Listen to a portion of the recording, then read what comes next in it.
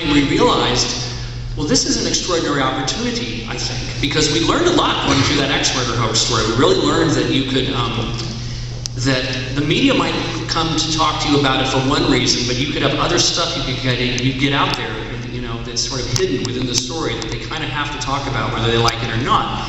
And though we were being sued for one particular work of ours, we were really being, this was about what we did. We'd been doing it, you know, for over a decade at that point.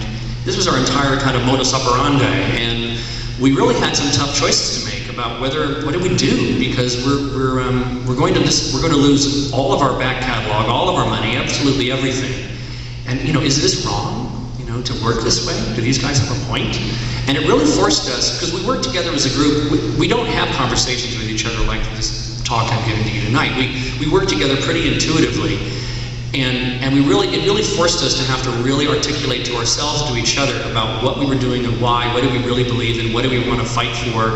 And of course we realized that, you know, these guys were wrong, you know, that they had no right to sue us over this whole thing and crush us like this. And that in fact, since we were now being sued on behalf of the world's largest rock band, back then they were absolutely the biggest band on the planet, they had just accidentally really handed us an incredible opportunity to use this as a chance to talk about the much bigger issue about the privatization of our culture, the corporate ownership of absolutely everything, that we are only supposed to be passive consumers, that we're not supposed to respond to any of this stuff in any way, just sit on our couch and just buy this stuff and just suck it up. And for Negativland, you know, that's not how we want to operate.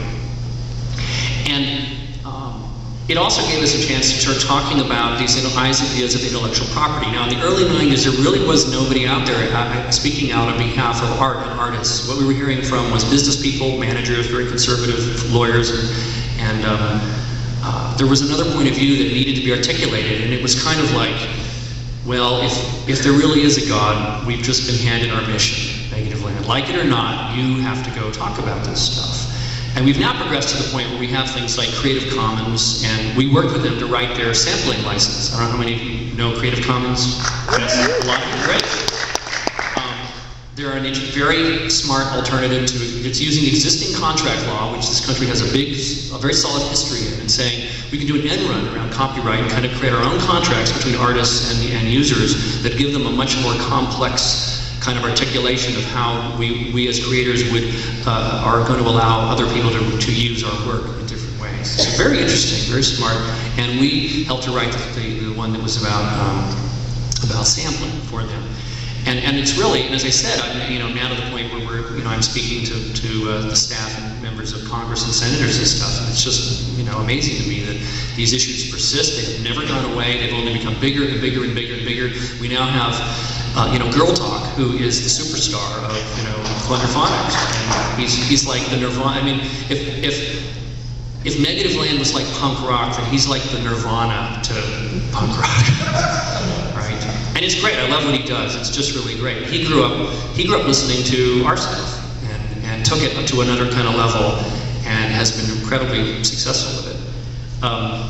So we ended up deciding that not only could we use this as a chance to talk to the media and get these ideas out, and get this debate and discussion out, but we could also continue turning this into a really fun, very strange art project, and eventually turn into this whole book that actually documents the press release, the lawsuits, the faxes. We managed to trick U2's guitarist, The Edge, into an interview. He didn't know who we really were. We revealed that about halfway through the interview, which was kind of a funny moment. And an overzealous fan of ours got a hold of Casey Kasem's phone number and wanted to encourage him to help us get our record back. So he left some kind of threatening message. And Casey Kasem ended up calling the FBI, and Negativland got investigated for real this time by federal authorities, wanting to know what in the hell the connection could possibly be between a piece of music of ours and him getting threats. So that's in the book.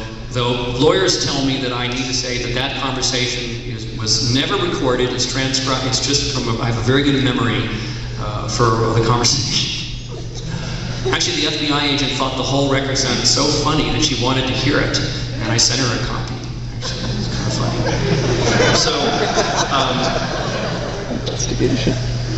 And for those of you, how many of you here know what the concept of fair use is? Quite a few of you. Good audience. You know, it's the notion that it already does exist in copyright law. There's the idea that there are instances where you can reuse bits and pieces of someone else's intellectual property without their permission. This is why if you see a book review, they don't get permission to quote from the book. So I think fair use is really the right idea. I don't think Negativland has really ever said we should just abolish copyright law. I think we're saying that, you know, and that's why the book is called Fair Use, the story of the letter U in numeral 2. We were trying back then to bring out the notion of fair use even more, that if we could bring it kicking and screaming into the new millennium and kind of encompass and have it to start to encompass art and data and surrealism and all kinds of goofy stuff that is maybe far less overtly political than Negativland's work, that's worth doing. And that's kind of the argument I'm getting to now make to people, you know, on Capitol Hill,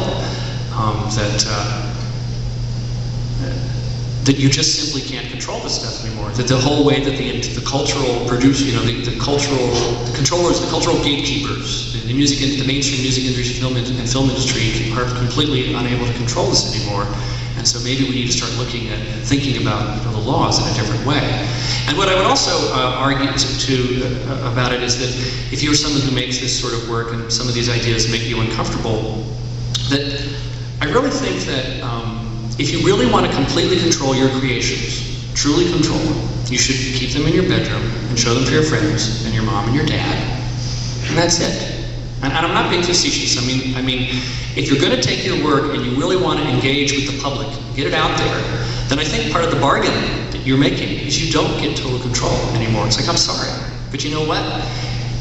The greater good, the greater good of our culture, the health of culture and ideas, and the evolution of art and science and ideas is more important than you totally owning and controlling your one little tiny, you know, little invention or idea.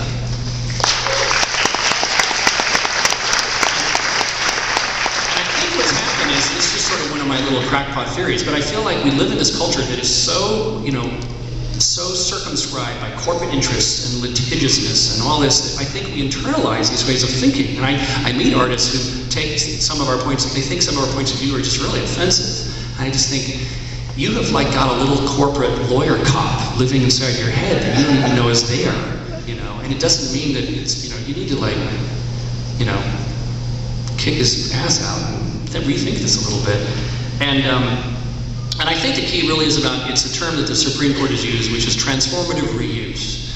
If you're taking things and reusing them and doing things and rearranging them and chewing them up and spitting them out in new ways, you know, I think that's really kind of the judgment there. And if you take something and maybe what you do with it is kind of lame, or you don't really change it that much, I don't think your punishment should be that you should be sued, you know, for like that. I wish we just had some kind of way to have the lame art jail, like the Hall of Shame. But Vanilla Ice, go there because your record, you know, because Ice Ice Baby was lazy. It just wasn't very good. But catchy. We've also been sampled on a record that sold 1 million copies. And of course, we never received a cent. And how many of you have heard of Mark Wahlberg? He's almost an A-list actor now, I think. He made a record back when he was a fake white boy rapper, and called Music for the People. And the first 5 or 10 seconds is taken straight off of a Negativland record. And the funny thing is that they're sampling from something that sounds like a found tape of ours, but it's actually a fake found tape. It's actually a script we wrote, and we hired a professional voice talent to read it. So it sounded like we found it. And, but I think it's great. I mean, his record is really a terrible record. It's really dumb. But I think that having these things you make and these ideas show up in other places, it's absolutely wonderful. I mean, I've heard disco remixes out of India that use Negativland samples stuck in the middle of them. And I just am tickled to death, you know, to hear this kind of stuff. Well, anyway, in the book we published, we decided that besides documenting the entire saga, which ended up, as I said, literally taking up every day of our lives for 4 or 5 years, it was rather amazing. We put a CD in that comes in the book, which ended up being an audio collage about audio collage. So we're getting very meta here. And we decided that since the book was about fair use, the whole notion of fair use, we have the fair use part of the copyright clause is right at the beginning of the book.